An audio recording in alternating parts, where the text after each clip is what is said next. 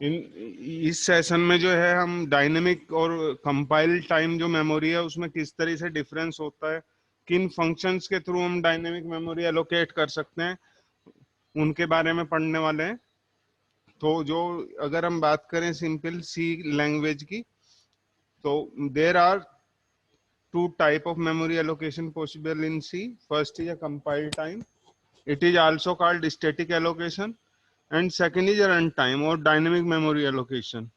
जो हमारी compile time memory allocation है उसका मतलब क्या होता है कि हम स्टार्टिंग में जब कंपाइल करते हैं उसी समय मेमोरी वेरिएबल्स को या हमारे जो कंटेनर्स हैं उनको इनिशियली कंपाइल टाइम पे हम मेमोरी एलोकेट कर देते हैं। और स्टैटिक एलोकेशन इसका जो टाइप होता है वो स्टैटिक होता है। स्टैटिक का मतलब कि एक बार हमने किसी वेरिएबल को या एरे को हमने कोई मेमोरी एलोकेट कर दी, तो जब तक प्रोग्राम रन हो रहा है किसी और दूसरे वेरिएबल को वो लोकेशन अलॉट नहीं की जा सकती। दूसरा, वो जो फिक्स अमाउंट ऑफ स्पेस है वो परमानेंटली हमारे जो है यूज में रहेगा, उसको हम जो है रिलीज नहीं कर सकते पूरे प्रोग्राम एग्जीक्यूशन में। रन टाइम और डायनेमिक जो सेकंड कैटेगरी है उसमें हमारा क्या होता है,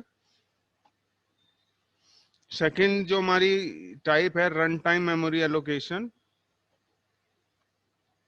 इसके अंदर क्या होता है कि हमारा मेमोरी एलोकेशन होता है जब हमारा प्रोग्राम एग्जीक्यूट होता है।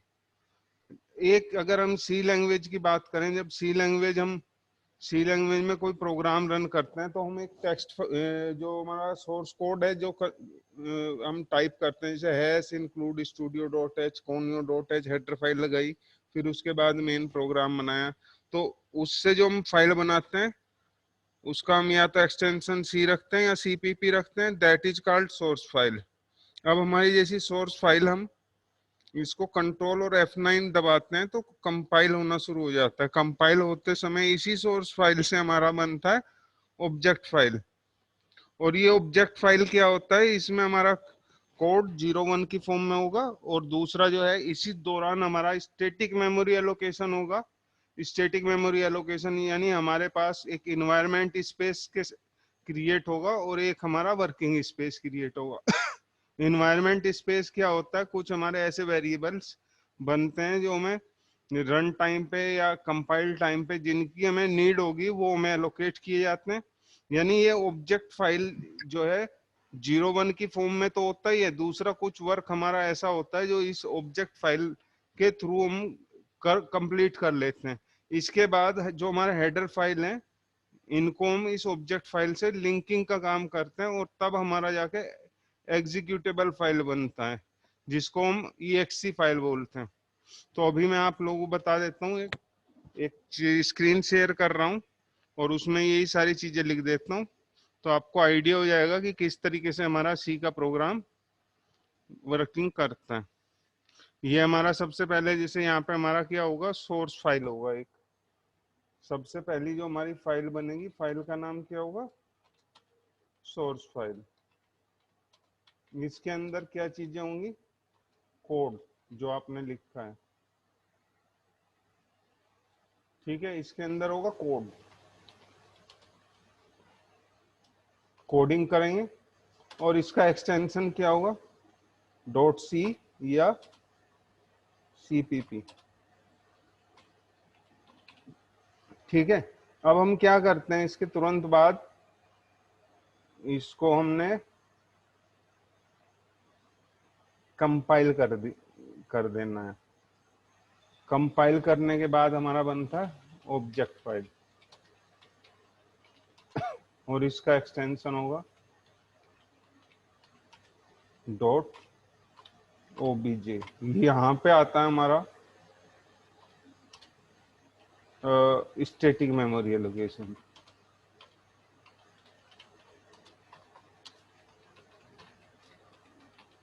जो हम स्टैटिक मेमोरी एलोकेशन हम अभी डिस्कस कर रहे हैं वो यहाँ पे अलॉट होता है। स्टैटिक मेमोरी किसको दी जाती है, वेरिएबल को या एरेज को। जो हमारे एरेज, अगर कोई हमारा एरे है सी के प्रोग्राम में तो उसको मेमोरी इसी पोर्शन पे दी जाएगी। और once the memory allocated can not be undone और रिलीज, यानी एक बार जैसी हमारी मेमोरी बनी उसको हम रिलीज नहीं करेंगे। नेक्स्ट जो है इसी को हम एग्जीक्यूट कर देते हैं, लिंकिंग करते हैं, लिंकिंग, और हमारी बनती है यहाँ पे एक एग्जीक्यूटेबल फाइल।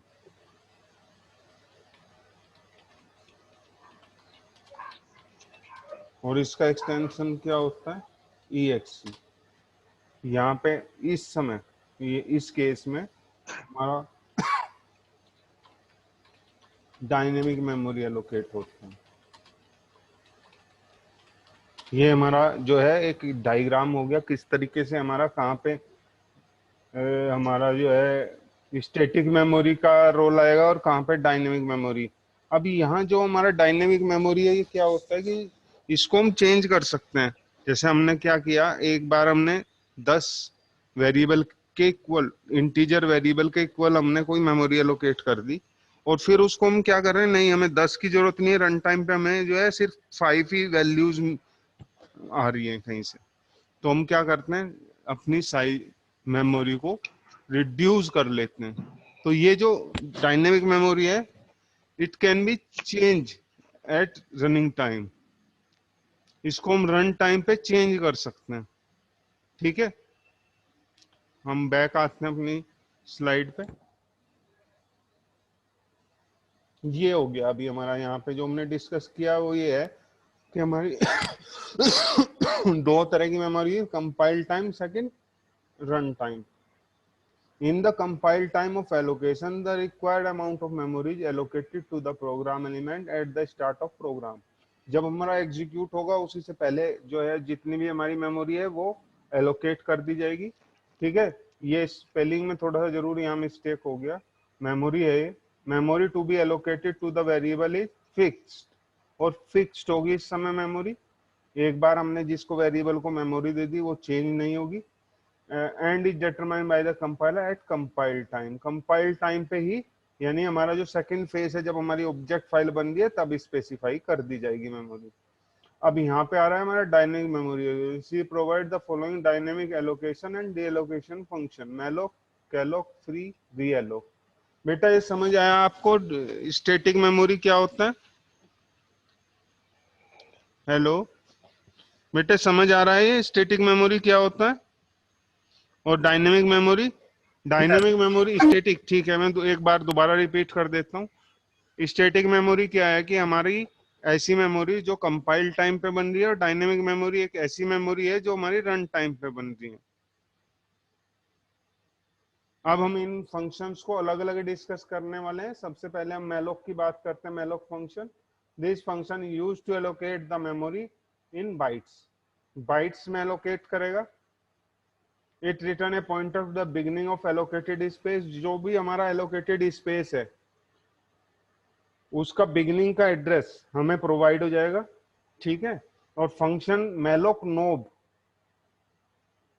मैलोक नोब क्या है, नंबर ऑफ बाइट्स हमें कितने रिक्वायर्ड है वो है यहाँ पे। ठीक है, इसको इस तरीके से हम प्रोग्राम में यूज करते हैं। ये तो वेरिएबल हो गया, जो इंटीजर टाइप अगर हमें एड्रेस चाहिए तो यहाँ पे इंटीजर वेरिएबल होगा, यहाँ पे इंटीजर वैल्यूज जो है टाइप कास्ट करेंगे, फिर मैलोक लगाएंगे और फिर साइज कितना हमें एलोकेट करना। अभी मैं एक इसका छोटा सा आप लोग को प्रोग्राम बता देता हूँ बना के कि किस तरीके से ये रन होगा।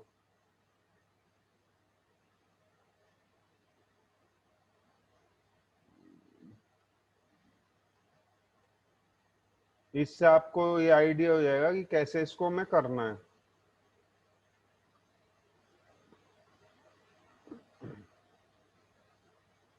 ये अभी शेयर कर देते हैं इसको, तो आप लोगों को दिखाई देगा यहाँ। ये शेयर कर दिया है, अब दिख रहा होगा आप लोगों को। तो जो मैलोक फंक्शन है उसकी वर्किंग बता रहे हैं कि किस तरीके से वो वर्किंग चलती है।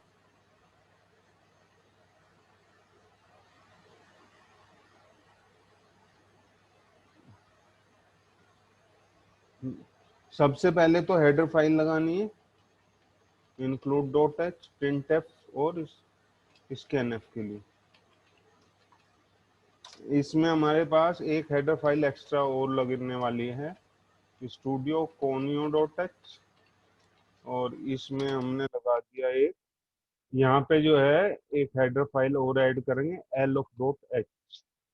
रन टाइम पे जो मेमोरी एलोकेट करते हैं उसके लिए जो हेडर फाइल है वो है एलोक डॉट एच। अब यहाँ पे हमने क्या करना है, अब मेन फंक्शन बना रहे हैं और इसके अंदर एक इंटीजर टाइप का पॉइंटर बनाने वाले हैं, इंट स्टार पी, जिसमें हमने मेमोरी लेनी है। ठीक है, अब कितनी मेमोरी लेनी है वो हम यूजर से डलवाएंगे कि रन टाइम पे एन, एक आई ले लेते हैं वेरिएबल। ठीक है, अब जो है यहाँ से यूजर से डलवाते हैं प्रिंट एफ कि कितना हमें स्पेस चाहिए, enter the number of values, कि कितनी चाहिए हमको वैल्यूज, कितने हमने स्कैन एफ करेंगे और प्रिंट एफ करने वाले हैं। इसमें रन टाइम पे मैं यूजर से वैल्यू डलवाएंगे और फिर उसको प्रिंट करेंगे। तो ये यहाँ से ले रहे हैं भाई कितनी हमें वैल्यूज की जरूरत पड़ने वाली है, तो हमने यहाँ यूजर से डलवा लिया स्कैन एफ के थ्रू, %d। ठीक है, इसके बाद यहाँ पे लगा दिया हमने एंड, और ये एन यूजर से ले लिया, इसको बंद कर दिया है। अब यहाँ पे मेमोरी एलोकेट करने वाले हैं हम, रन टाइम पे मेमोरी जो हम पढ़ रहे हैं वो कैसे एलोकेट करेंगे, पी इज इक्वल टू, अब किस तरह की मेमोरी वैल्यू है हमारी जो हम यूजर से लेंगे, वो इंटीजर टाइप है, तो यहाँ इंट लिख के स्टार लगा दिया, इसको बोलते हैं टाइप कास्ट। जो हमारी मेलोक जो है, जो मेमोरी एलोकेट करता है, वो एक रा मेमोरी है। रा मेमोरी का मतलब क्या है कि उसका कोई भी टाइप स्पेसिफाइड कंप्यूटर नहीं करता है, लेकिन अगर आपको उसको यूज करना है तो उस मेमोरी को आपको किसी एक पर्टिकुलर डेटा टाइप में कन्वर्ट करना होता है। तो यहाँ पे हम इस पूरे फंक्शन को 3 हिस्सों में डिवाइड कर सकते हैं। पहला ये type casting, int star bracket, this is known as type casting face. Next is memory allocation function, third is argument, argument contain how many bytes we require to work, कि कितना हमें जो है मेमोरी की जरूरत है, रिक्वायरमेंट है, ताकि हम वैल्यूज को स्टोर कर सकें। देन यहाँ हमने क्या लिखा है, size of int, that mean we are computed the size of integer. Actually we know that integer is 2 byte, taken 2 byte, but some data type we have to calculate, so we use here size of operators। ये जो size of operators है इसके through हमने ये integer की ये निकाल लिया कि कितने बाइट हमें जरूरत है, मतलब कितने बाइट इंटीजर लेने वाला है। ये साइज ऑफ ऑपरेटर कंप्यूट करता है। डायरेक्टली भी आप डाल सकते हैं कि 10 बाइट्स 20 बाइट्स दोनों को हटा दो यहाँ से यहाँ तक और 10 बाइट स्पेसिफाई कर दो, that mean you are taking 5 value from users. यहाँ साइज ऑफ के थ्रू हमने क्या किया, इंटीजर पास किया, is compute 2 and then multiply by n, n mean how many values you want to put, that will compute the how much byte you required, कि कितना bite आपको जरूरत होगा ये उसको कंप्यूट करेगा और उतनी मेमोरी हमारे मेलोक से निकलवाएगा, एलोकेट कराएगा, उसको टाइप कास्ट करता है इंटीजर में and then pass to the P. अब यहाँ पे हम यूजर से वैल्यू डलवाएंगे, यहाँ पे लिख देते हैं print F enter value from users. जो हमें वैल्यू डलवानी है वो डलवाएंगे, क्योंकि एक से ज्यादा वैल्यू है तो हम यहाँ पे फॉर का लूप लगा रहे हैं। देन कंडीशन स्पेसिफाई करेंगे कि कितनी हमें वैल्यू डलवानी है, that will be specify through the N. तो हमने यहाँ पे कंडीशन में एन लगा दिया कि कितनी चाहिए भाई, अगर एन की वैल्यू 5 है तो 0 से स्टार्ट करो, लेस देन 5 तक जाओ। यहाँ पे हमने स्कैन एफ लिख दिया क्योंकि इंटीजर टाइप है तो परसेंट डी लगाया and then comma p plus i. यहाँ मैं अभी एक चीज आपको स्पेशली बताने वाला हूँ कि स्कैनएफ की अगर मैं बात करूँ, यहाँ पे लिख देता हूँ, जिसको मैं रन नहीं करना। अगर सिंपल वेरिएबल की बात करें तो स्कैनएफ का फॉर्मेट परसेंट डी और कोमा लगाने के बाद एंड हम स्पेसिफाई करते हैं और देन ए करते हैं, यानी and operator also used with the scanf operator, but here we are not putting and operation because it is page and page and pointer which automatically provide us the address, so we are not putting here and operator। हमने यहाँ पे and operator इसीलिए नहीं लगाया क्योंकि page automatically and pointers, जो ये एक पॉइंटर्स है, अगर हम यहाँ पे वेरिएबल यूज करेंगे तो एंड लगाएंगे, क्योंकि हम यहाँ पे वेरिएबल यूज नहीं कर रहे हैं, पॉइंटर का डायरेक्टली यूज कर रहे हैं, इसीलिए यहाँ पे एंड नहीं लगाएंगे, ये ध्यान रखना है। हेलो, हाँ बेटा पूछ रहे हो? ओके ठीक है, मैं आगे कंटिन्यू करता हूँ, फिर हम लास्ट में जो है डिस्कशन इसको कंप्लीट होने के बाद करेंगे। अब यहाँ पे इसको printf values are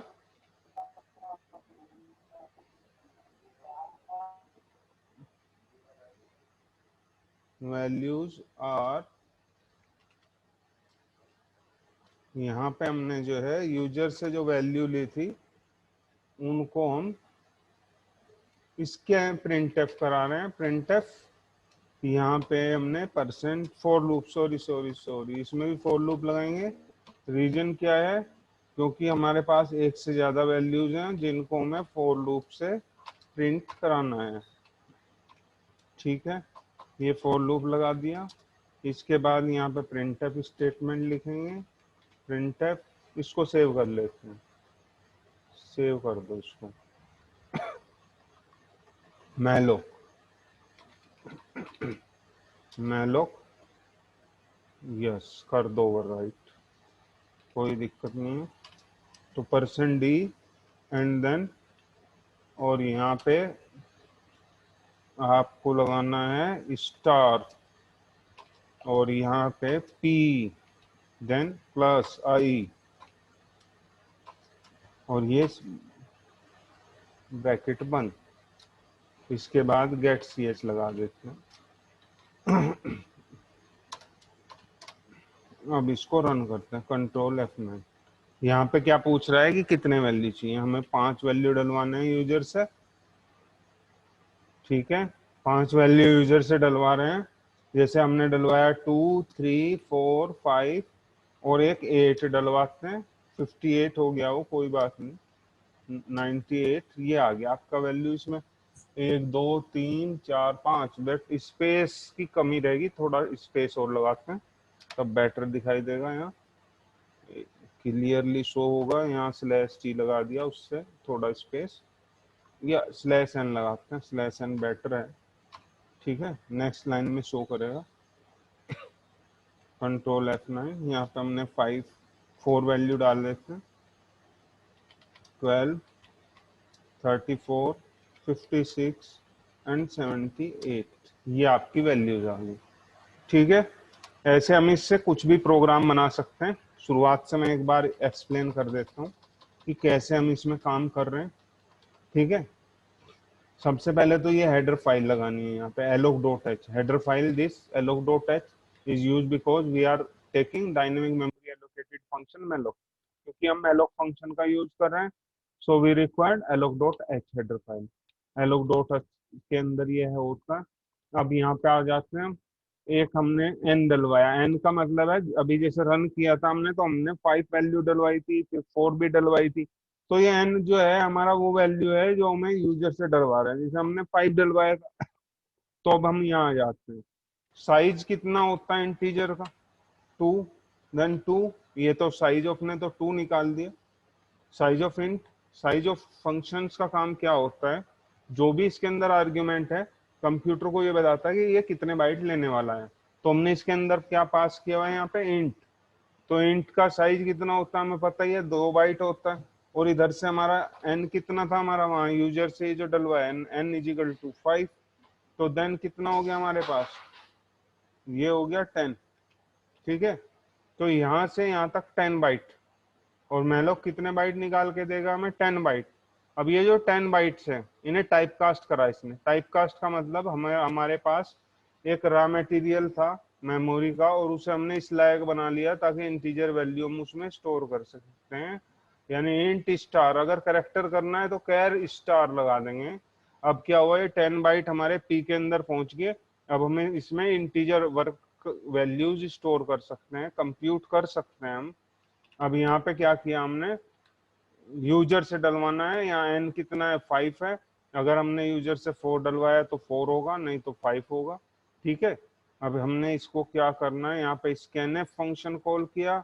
scanf function में ये ध्यान देना है कि यहाँ पे एंड ऑपरेटर आप नहीं लगाओगे, क्योंकि ये पॉइंटर्स है, और पॉइंटर्स डायरेक्टली मेमोरी को एड्रेस करता है, एड्रेस को पॉइंट करता है, सॉरी।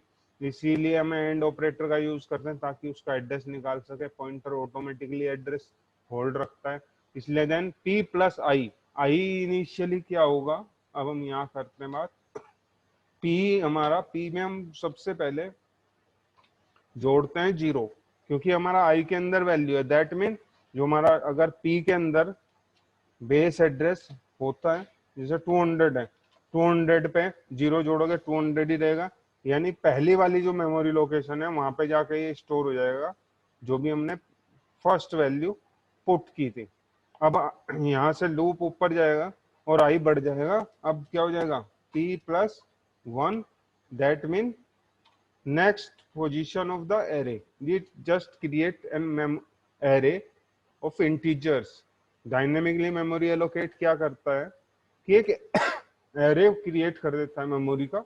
यानी पहले 0 इंडेक्स वाले ब्लॉक में हमारा वैल्यू डलवा ली, अब 1 वाले ब्लॉक में हमने वैल्यू डलवा लिया है। यानी अगर हम इसका एड्रेस की बात करें तो ये होगा 2 प्लस 2, 1 नहीं होगा 2 होगा, बिकॉज इंटीजर कंटेन 2 बाइट्स। तो then it memory address will be 202। हम नेक्स्ट 1 ऐड कर रहे हैं तो यहाँ पे कंप्यूटर 2 ऐड करेगा, यानी नेक्स्ट ब्लॉक का एड्रेस वो बताएगा। ये 1 ऐड करने पे 201 नहीं होगा, वो 202 होगा, क्योंकि यहाँ पे हमने इंटीजर यूज किया हुआ। अगर करेक्टर होता तो 1 होता, फ्लोट होगा तो 4 ऐड होंगे उसमें। इस तरीके से ये आगे बढ़ता रहेगा और आपकी वैल्यूज में पूरी स्टोर हो जाएंगी मेमोरी में। अब इसके बाद हमने क्या किया, यहाँ पे इनको प्रिंट कराया। प्रिंट कराते समय स्टार इसलिए लगाया क्योंकि ये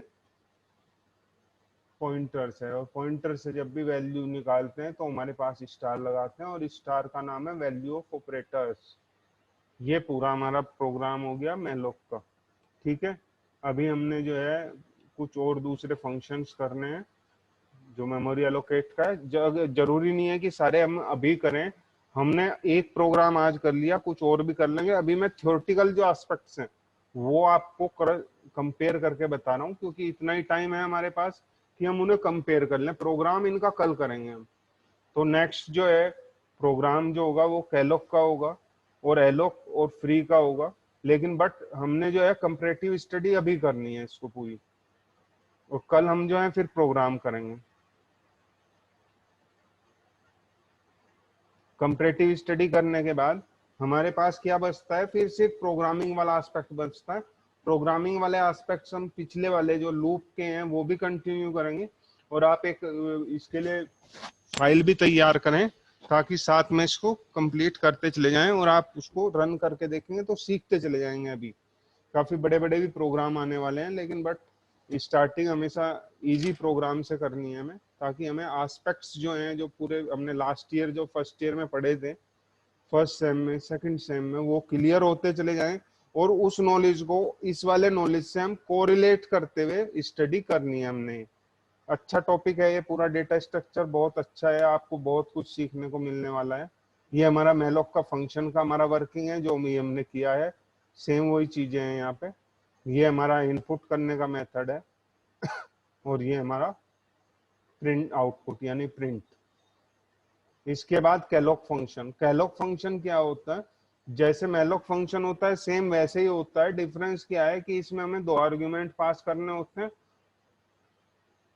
पहला आर्ग्यूमेंट क्या है कि कितने हमें नंबर्स को स्टोर करना है। हमने नंबर्स को करना है 10 नंबर्स हमें स्टोर करने हैं। 10 स्टूडेंट्स के रोल नंबर हमें स्टोर करने हैं। अब ये पूछता है, सामने कोमा लगा के हमने लिखा है भाई कितना बाइट एक रोल नंबर स्टोर करने में लगेगा, यानी एक डेटा टाइप। हमने कहा इंटीजर हमें चाहिए 10 इंटीजर के बराबर हमें स्पेस चाहिए। देन कोमा लगा के हमने स्पेसिफाई किया कि कितना स्पेस लगाता है कि इंटीजर में 2 बाइट। तो यहाँ पे हमने 2 भी स्पेसिफाई करता है। डिफरेंस कुछ नहीं है मैलोक और कैलोक में, बस अंतर ये है कि मैलोक जो एलोकेट करता है मेमोरी, टेक्निकली जो डिफरेंस है वो ये है कि मैलोक जो मेमोरी एलोकेट करता है वो कंटिन्यूअसली होगी, कैलोक में उसमें पार्टीशंस होंगे। इनका हम जब डिफरेंस पढ़ेंगे तो वो सारी चीजें हमें थ्योरेटिकल डिफरेंसेस हैं। जब हम प्रोग्राम करेंगे तो हमें कोई डिफरेंस नहीं दिखाई देगा, सेम उसी तरीके से वर्क होगा। बस जो इसका वर्किंग जो मेथड्स है वो थोड़ा सा अलग हो गया कि यहाँ हमने नंबर ऑफ एलिमेंट स्पेसिफाई किए। देन ये स्पेसिफाई किया कि how much byte it take to store one value of particular data type, की एक पर्टिकुलर डेटा टाइप की हमें एक वैल्यू को स्टोर करना है तो कितना बाइट लगता है। देन हमने ये स्पेसिफाई किया हुआ है इस 10 specify the number of elements for which allocation is to be made. Second, specify the size of data type in bytes. How much byte it will require for one values is specified by the second argument. Next हमारे पास ये हमारा example हो गया कैलोक का। Same वैसे ही है, यहाँ पे साइज ऑफ इंटीजर पहले भी लगा दिया इसने, कोई बात नहीं। हमने यहाँ पे फर्स्ट एलोकेट कर दिया, देन एन स्पेसिफाई कर दिया कि नंबर ऑफ एलिमेंट्स कितने हैं, ठीक है।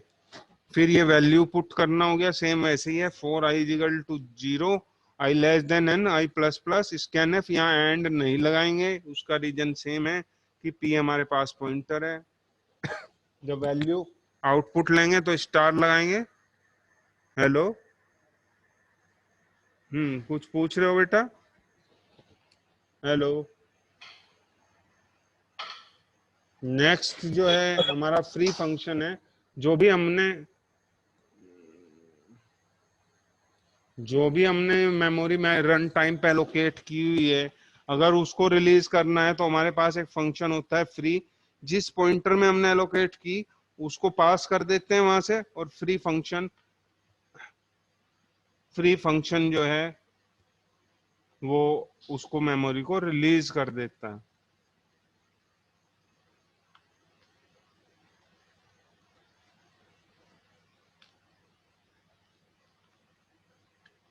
फ्री फंक्शन उसको रिलीज कर देता है, ठीक है।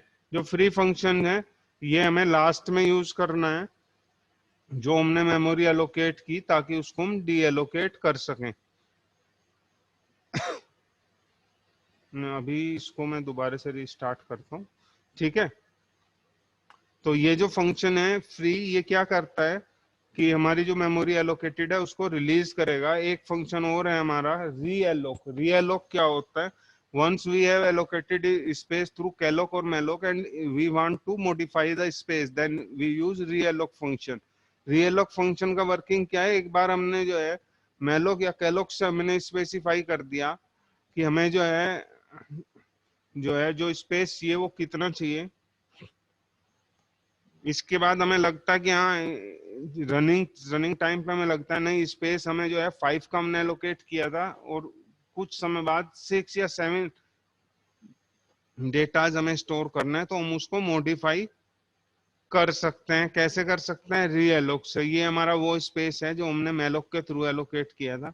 Int star P int star malloc size of int into N, if we want to increase the size, then अगर हमने यहाँ पे शुरू में क्या लिया है n = 5, अब हमें इंक्रीज कितना करना है n = 10।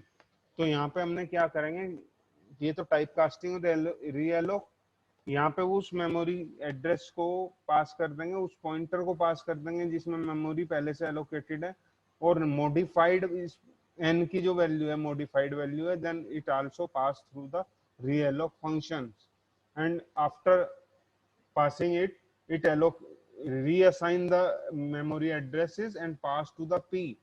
It further modify or enhance the memory addresses through the realloc functions. हम क्या कर सकते हैं realloc function के थ्रू? जो हमारी मेमोरी एड्रेसेस हैं उनको रीस्पेसिफाइड कर सकते हैं, रीमोडिफाई कर सकते हैं, ताकि हम उनमें और वैल्यू डाल सकें। ये realloc फंक्शन का वर्क है। आज का जो टॉपिक है वो यही है। इसका हमने जो प्रोग्राम बनाना है वो हम कल करने वाले हैं, ठीक है। ये अभी आपको आप थियोरेटिकल एस्पेक्ट्स बताएं, कल प्रैक्टिकली इनको परफॉर्म करके देखेंगे कि कैलोक कैसे काम करेगा, रियलोक कैसे काम करेगा, क्या इनमें डिफरेंस है मैलोक में और कैलोक में, वो थोड़ा हमें कल हमें डिस्कस करना है।